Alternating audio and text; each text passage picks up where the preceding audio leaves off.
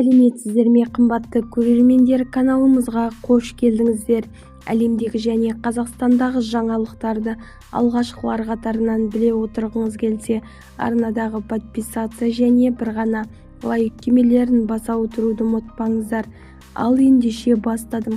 Танымал тележүргізуші Диана Скатова Instagram парақшасында былай деді: Instagram дамып кеткелі, Insta арқылы табыс табу парақшасы бар. Әр екінші адамның мақсатына яки арманына айналды. Неге жоқ? Анау да тауып жатыр, мынау да байып жатыр. Менің қай жерім кем дейміз көпшілігіміз. Бәлкім статистикамыз түсіп қалмаса екен деп тағы алаңдаймыз. Мен де аудиториямның көптігінің арқасында жарнама жасаймын.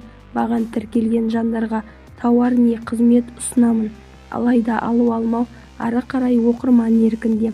Бірақ мен арқылы мені аудиториямды ақшаға алдап, оларға ауа ұсынуға жол жоқ, деді Диана Скатова Instagram парақшасында. Бізді тамашалауда жалғастырыңыздар. Сау саламатта болыңыздар.